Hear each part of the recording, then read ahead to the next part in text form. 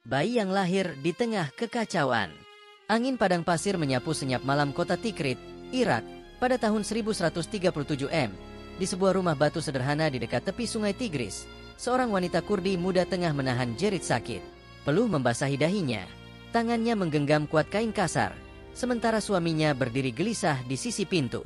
"Kita harus pergi malam ini, Ayub," bisik seorang prajurit berpakaian gelap, masuk tergesa-gesa. "Emir Tikrit sudah murka.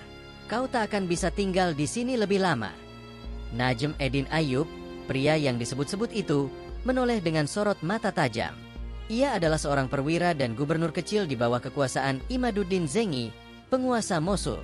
Namun malam ini, bukan urusan politik yang menyibukkannya. Di balik dinding rumahnya, seorang bayi hendak lahir. Bayi yang kelak akan mengubah dunia. Tak lama kemudian, tangisan pecah. Seorang perempuan tua keluar membawa balita yang dibungkus kain wol kasar. "Laki-laki," ucapnya pelan. Ia lahir dalam kekacauan. Tapi lihat matanya, tajam seperti elang. Ayub meraih anak itu, mencium dahinya. Dalam gelap, ia berbisik, "Namamu Yusuf, Yusuf bin Ayub. Tapi kelak dunia akan mengenalmu sebagai Salahuddin." Tahun-tahun pelarian. Beberapa jam setelah kelahiran itu, keluarga Ayub diusir dari Tikrit atas tuduhan membantu pelarian musuh Emir. Mereka menyeberangi sungai, menuju ke Mosul dan kemudian ke Aleppo. Di sanalah Yusuf kecil tumbuh, di tengah aroma rempah dan debu kota-kota yang bergolak oleh perang dan perebutan kekuasaan. Ayahnya dan pamannya, Asaduddin Shirkuh, adalah jenderal di bawah Nuruddin Zengi, seorang penguasa kuat dan religius yang bertekad menyatukan umat Islam. Di bawah bayang-bayang mereka, Yusuf tumbuh tak seperti anak bangsawan. Ia belajar menghunus pedang di pagi hari dan menghafal Al-Quran di malam hari. Ia duduk di kaki para ulama, tapi juga berlatih menunggang kuda di tengah badai gurun.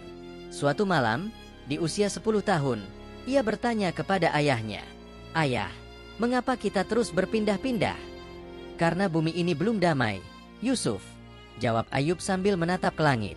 "Kita hidup di zaman ketika darah lebih murah daripada air." Benih keberanian.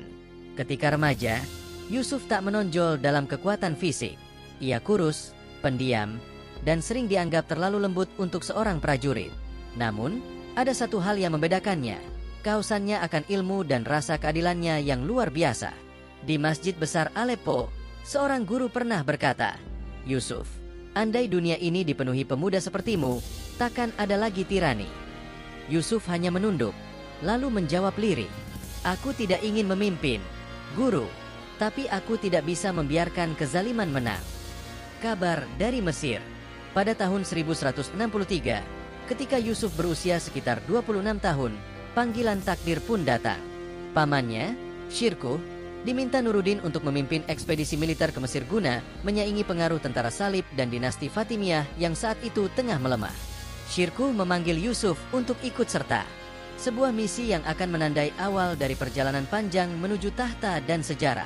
"Ke Mesir, Paman." Yusuf mengernyit. Negeri itu jauh dan penuh intrik. Shirkuh tertawa berat. "Justru karena itulah kau harus ikut. Mesir tidak butuh prajurit biasa. Ia butuh hati yang bersih, seperti hatimu." Yusuf menatap gurun keemasan di barat, di balik cakrawala. Ia belum tahu bahwa negeri itu akan menjadi panggung utama hidupnya. Ia belum tahu bahwa di sanalah sebuah sejarah baru akan ditulis. Tapi di malam sebelum keberangkatan, ia menuliskan satu kalimat di buku hariannya.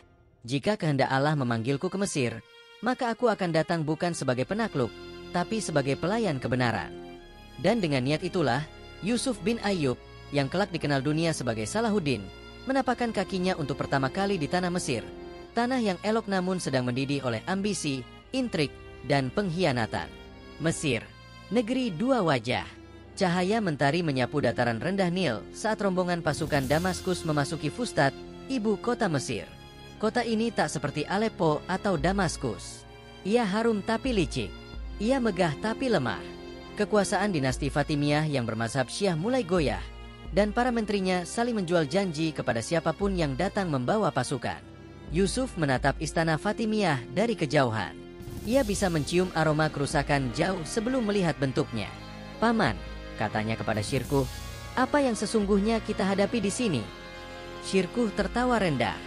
Di sini, Yusuf, musuh tidak selalu berwajah asing. Kadang mereka duduk bersamamu di meja makan, menyuguhkan madu yang dicampur racun. Intrik dan darah. Hari-hari pertama di Mesir memperkenalkan Yusuf kepada kenyataan pahit politik tinggi.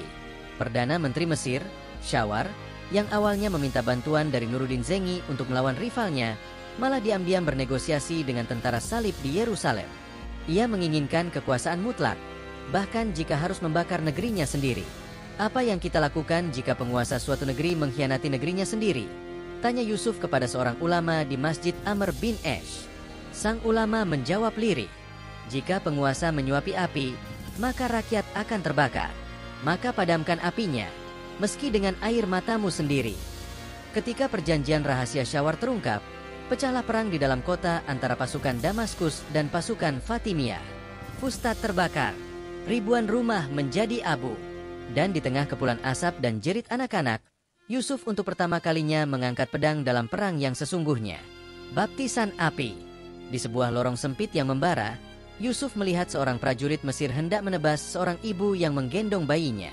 Tanpa ragu, Yusuf meloncat dari kudanya dan menangkis tebasan itu dengan tubuhnya sendiri. Pedang lawan menggores bahunya, namun ia tetap berdiri. Ia mengangkat pedangnya perlahan, mata menatap dalam-dalam mata lawannya. Bukan dengan amarah, tapi dengan keberanian yang tenang. Pergilah, bisiknya kepada sang ibu. Jangan berhenti sampai kau temukan masjid, dan berdoalah di sana. Doakan agar Mesir kembali suci. Pertempuran itu berakhir dengan kemenangan untuk pihak Damaskus. Shawar dihukum, dan dalam sekejap, dunia mulai melirik nama baru yang muncul dari balik bayang-bayang pamannya. Pemuda dan tahta. Beberapa bulan kemudian, Syirkuh wafat mendadak karena sakit perut setelah menghadiri jamuan istana. Para penasihat mendesak Yusuf untuk naik menjadi wazir menggantikan pamannya. Sebuah tawaran yang menggetarkan tulang belakangnya. Aku menjadi penguasa Mesir. Yusuf menatap langit malam dari balkon istana. Aku datang untuk belajar, bukan untuk duduk di singgasana. Namun Nuruddin Zengi dari Damaskus memerintahkan, terimalah. Jika bukan engkau, mereka akan memilih pemabuk atau pengkhianat. Dan Yusuf pun menerima. Ia berdiri di hadapan rakyat Mesir, bersorban putih, jubah sederhana, dan berkata, "Aku bukan raja, aku bukan khalifah, aku hanya seorang hamba. Tapi mulai hari ini, aku bersumpah akan menjaga negeri ini seperti aku menjaga nyawa ibuku sendiri." Mata pedang dan mata hati. Sebagai wazir, Salahuddin menghapus kebiasaan korupsi di istana Fatimiyah. Ia mengganti imam-imam Syiah dengan Sunni tanpa pertumpahan darah. Ia membuka rumah-rumah pendidikan, memperbaiki jalur perdagangan, dan membagikan makanan kepada rakyat miskin dari gaji pribadinya. Setiap malam, ia keluar diam-diam dari istana, menyamar sebagai rakyat biasa, berjalan dari lorong ke lorong, dari pasar ke pasar. "Mengapa engkau tak tidur, tuanku?" tanya seorang pengawal. Yusuf tersenyum. "Karena malam adalah waktu di mana aku bisa melihat rakyatku tanpa tirai kekuasaan." Bayangan salib. Namun damai tak bertahan lama. Di Yerusalem, para ksatria salib melihat kekuatan baru tumbuh di Mesir. Mereka mulai mengirim mata-mata. Di Damaskus, Nuruddin bersiap menyatukan Suriah dan Mesir. Angin perubahan bertiup cepat. Dan di dalam hati Salahuddin, tumbuh tekad yang belum pernah ia rasakan sebelumnya. "Aku tidak mencari peperangan," katanya suatu malam kepada seorang sahabat dekat. "Tapi jika Yerusalem masih menangis, maka aku tak akan diam. Jika Masjid Al-Aqsa masih di bawah derita, maka tubuh ini belum boleh beristirahat." Namun tubuh itu, tubuh seorang Yusuf bin Ayyub, tidak hanya dibebani oleh luka Yerusalem, tetapi juga oleh pertempuran batin yang semakin hari semakin dalam. Bagaimana menjadi pemimpin tanpa kehilangan nuraninya di tengah lumpur politik, tekanan kekuasaan, dan kepercayaan yang terpecah di antara dua dunia, Syiah dan Sunni. Meniti di atas tali api. Pagi itu, angin sungai Nil berhembus lembut, tetapi suasana di dalam istana wazir Mesir mencekam. Seorang utusan datang dari Damaskus, membawa surat dari Nuruddin Zengi, mentornya sekaligus penguasa tertinggi Suriah. "Yusuf, kami dengar engkau mulai disanjung sebagai khalifah. Kau bukan raja. Jangan kau lupakan siapa yang mengangkatmu." Yusuf meremas surat itu perlahan. Ia tidak tersinggung. Ia memahami. Dalam dunia para penguasa, cinta dan curiga berjalan seiring. Bahkan matahari pun bisa tampak mencurigakan jika menyinari terlalu terang, gumamnya Liri. Tapi itu belum cukup. Di dalam Mesir sendiri, para sisa loyalis Fatimiyah yang memandang Yusuf sebagai penjajah Sunni mulai merancang pemberontakan diam-diam. Sejumlah imam Syiah menolak sholat di belakang imam yang diangkatnya. Bahkan sebagian rakyat mulai berbisik bahwa Yusuf, yang kini dikenal sebagai Salahuddin, hanya boneka Damaskus, sang wazir dan pemungut sampah. Pada malam yang hening, Salahuddin menyamar dan keluar dari istana. Ia mengenakan jubah lusuh dan kain penutup kepala, menyusuri lorong sempit dekat pasar daging. Di sana, ia duduk di sebelah seorang pemungut sampah tua yang sedang menyalakan api kecil. "Apa yang rakyat pikirkan tentang wazir mereka?" tanya Salahuddin, menyodorkan sepotong roti. Orang tua itu tertawa kecil, tanpa mengenal siapa di sebelahnya. Wazir itu seperti bayangan matahari, besar dan panjang saat fajar, tapi perlahan hilang saat siang. Salahuddin diam. Lalu ia bertanya lagi, "Dan jika bayangan itu menolak menghilang, maka rakyat akan menyalakan lilin mereka sendiri." Malam itu, di tengah aroma sampah dan api arang, Salahuddin bersumpah untuk menyalakan cahaya sebelum rakyat terpaksa menyalakan api pemberontakan. Khatib tanpa mahkota. Minggu berikutnya, Salahuddin naik mimbar Masjid Amr bin Esh, masjid tertua di Mesir. Bukan sebagai wazir, bukan sebagai jenderal, tapi sebagai hamba. Ia bicara bukan kepada rakyat, tapi kepada hati mereka. "Aku bukan khalifah kalian. Aku hanya penjaga pintu rumah kalian. Aku tak ingin nama, tak ingin mahkota. Tapi aku tak bisa diam jika negeri ini diombang-ambing oleh hasrat manusia." Tangis pecah dari jemaah. Sebagian imam Syiah yang sebelumnya menolak pun turun dari mimbar mereka, mencium tangan Salahuddin.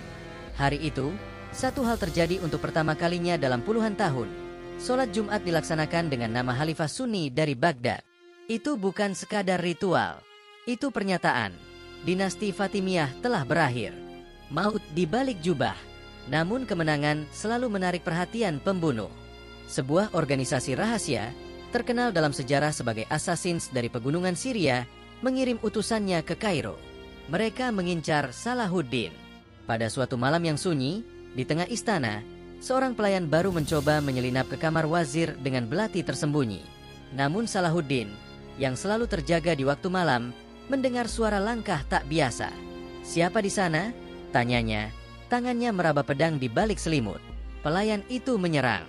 Dalam sekejap, tubuhnya telah dihempas ke lantai oleh tangan pengawal pribadi Salahuddin.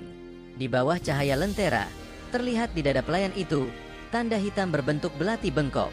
Keesokan harinya, Salahuddin mengumpulkan para penasihat.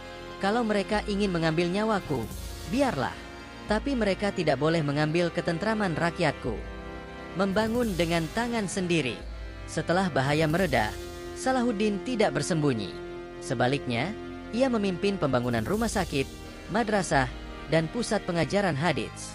Ia mendirikan benteng-benteng pertahanan di tepi sungai, membenahi pelabuhan, dan menyusun ulang administrasi pajak agar tidak menindas rakyat kecil. "Mengapa engkau repot dengan hal remeh seperti harga gandum, wahai tuanku?"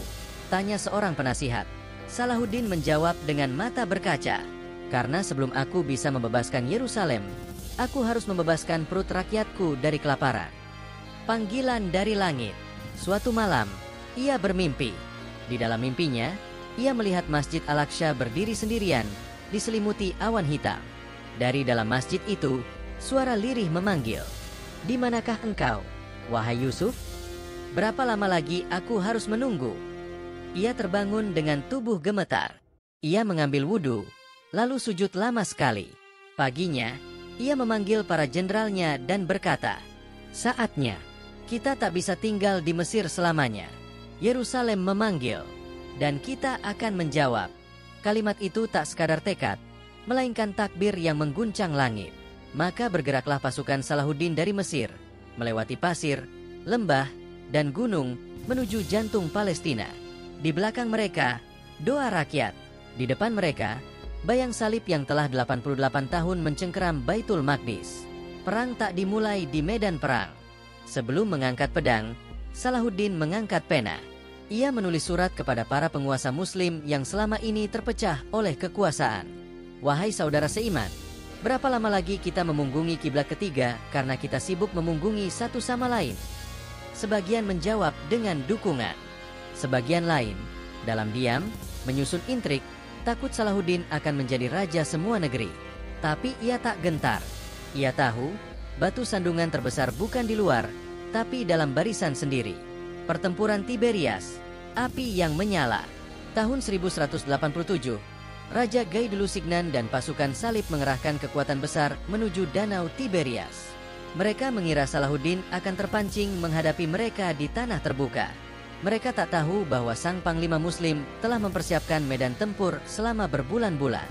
Biarkan mereka datang ke Hattin. Biarkan panas mengeringkan semangat mereka dan haus melumpuhkan nyali mereka, kata Salahuddin pada para komandannya. Maka mereka menunggu. Saat tentara salib mulai kelelahan, kehabisan air, dan terperangkap di tengah padang kering dekat Bukit Hattin, barulah Salahuddin mengangkat tangannya ke langit. Ya Allah, inilah hari yang telah kau janjikan. Hari di mana tanah ini akan minum darah penindasnya sendiri. Langit menjadi merah. Tanggal 4 Juli 1187, fajar menyingsing di Hattin. Kabut pagi mengendap di antara padang ilalang. Di kejauhan, ribuan tentara salib berbaris, haus dan lelah. Di sisi lain, barisan tentara muslim dalam saf rapi, serempak dengan lantunan ayat suci dan pekikan takbir. Serangan dimulai. Anak panah menghujani dari segala arah. Lalu kavaleri muslim mengepung, memotong jalan air. Ketika pasukan Frank menyerang ke tengah, Salahuddin memerintahkan pasukannya mundur sedikit, mengelilingi musuh seperti cincin api yang menyempit. Raja Gai bertarung dengan putus asa. Di sisinya, berdiri Raymond of Tripoli dan Renaud de Chatillon. Nama terakhir inilah yang menyimpan luka lama bagi Salahuddin. Renaud pernah menyerang kafilah haji muslim dan bersumpah akan menyerang Ka'bah. Ia adalah duri dalam sejarah, luka yang belum sembuh, kemenangan yang menangis.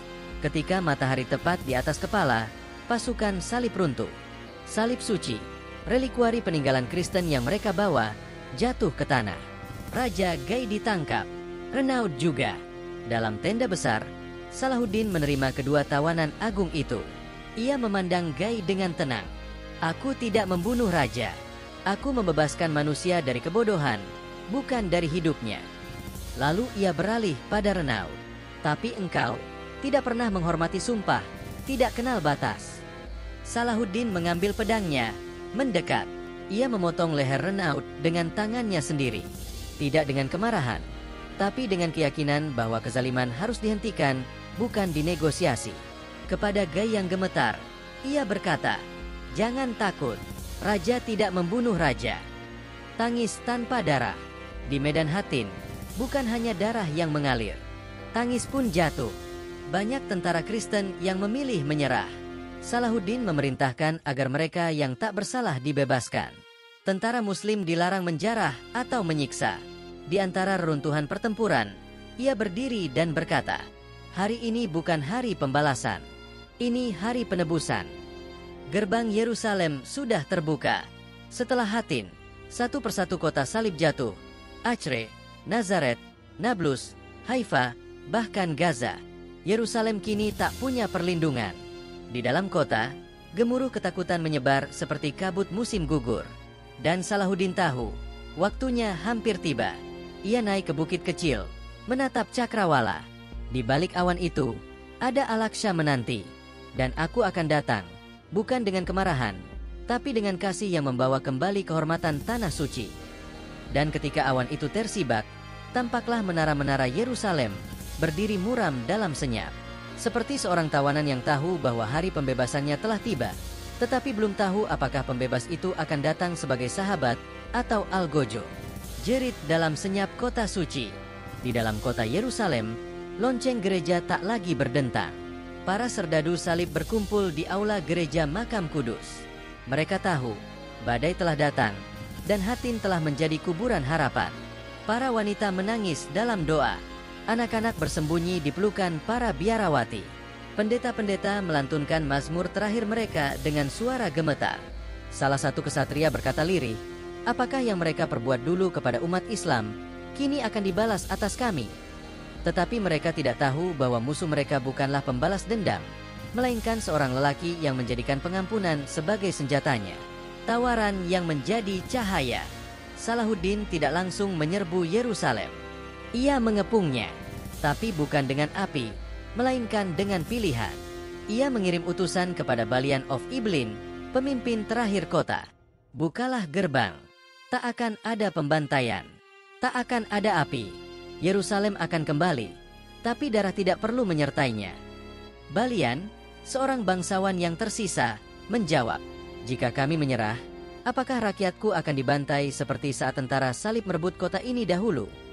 Salahuddin menatapnya dalam diam, lalu menjawab, "Aku bukan mereka, dan kota ini bukan milik satu darah. Ia milik langit, dan langit tak pernah suka darah." Pertaruhan di bawah langit. Namun Balian masih ragu.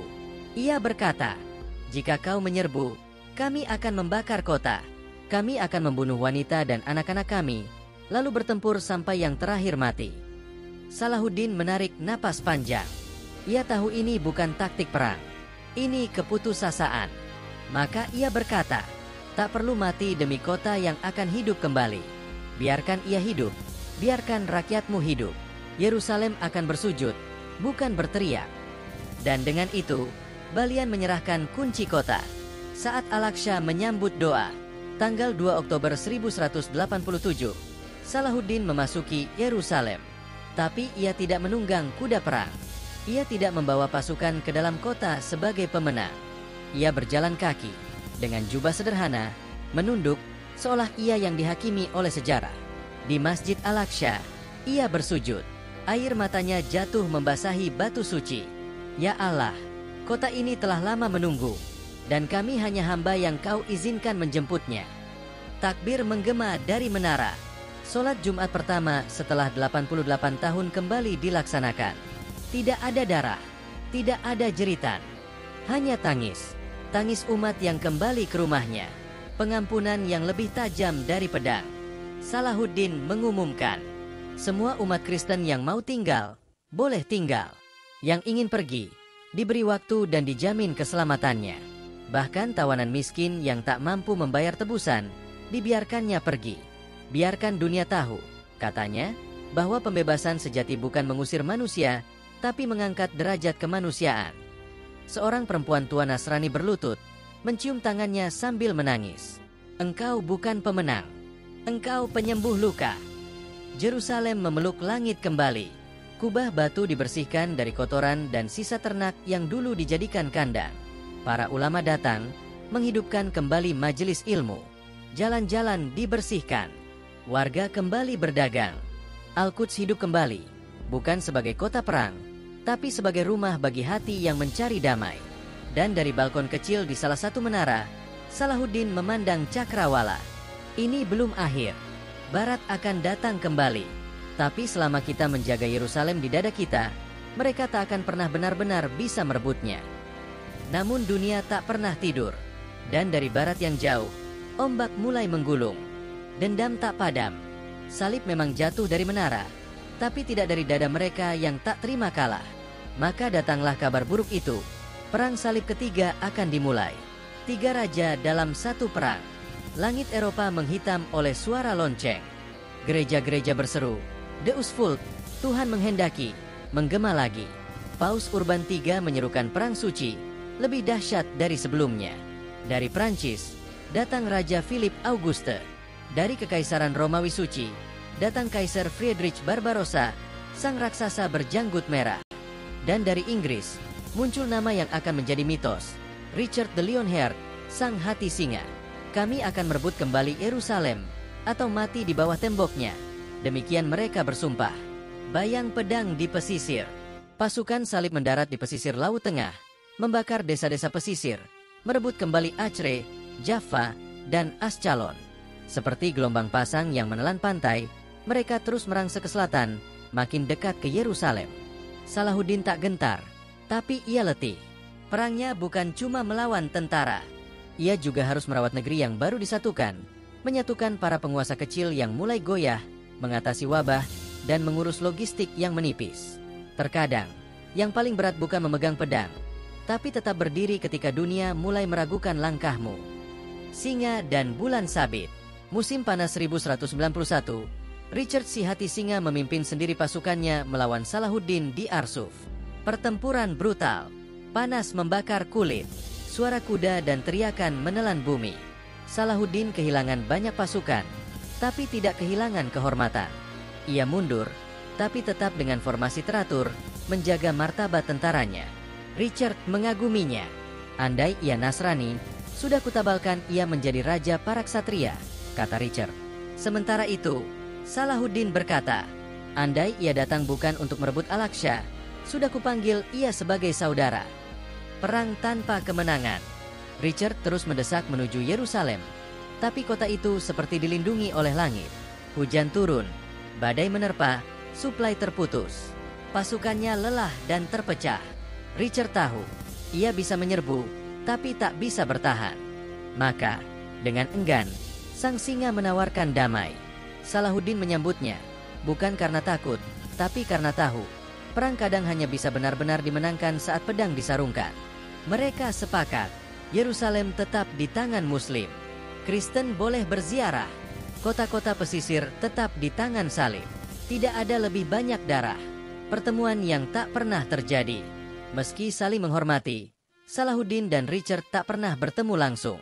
Tapi mereka saling mengirim hadiah, saling mengobati utusan satu sama lain, dan saling memuji dalam diam. Dua singa dari dua dunia, satu melawan demi tanah, satu bertahan demi kemuliaan. Dan malam pun tiba. Setelah kesepakatan damai ditandatangani pada 2 September 1192, Richard kembali ke negerinya. Salahuddin tetap tinggal di bumi yang ia cintai, tapi tubuhnya mulai melemah. Ia sakit-sakitan. Dan saat musim dingin menyelimuti Damaskus, panglima besar itu berbaring dalam kesunyian. Seorang pelayan berkata, "Tuanku, engkau telah menang." Salahuddin tersenyum lemah, lalu berkata, "Aku hanya menanam. Kemenangan itu milik Tuhan." Dan malam itu, Damaskus menjadi sunyi. Angin bertiup pelan membawa bisikan yang lebih kuat dari pekik perang. Seolah bumi sendiri tahu, sang penjaga Al-Aqsa akan segera kembali ke pemiliknya. Pagi yang tak pernah terbit, tanggal 4 Maret 1193, fajar belum sepenuhnya merekah ketika istana di Damaskus dipenuhi isak lirih. Salahuddin Al-Ayyubi, sang raja yang tak pernah haus tahta, sang panglima yang memimpin dengan adab, telah menghembuskan napas terakhirnya. Tak ada emas, tak ada tumpukan harta. Seorang pelayan menggenggam wasiatnya. "Kuburkan aku dengan jubah perangnya, dan gantungkan bendera putih di atas tandu jenazahku," dengan tulisan, "Inilah Salahuddin yang menaklukkan dunia, namun tak membawa apapun saat meninggalkannya."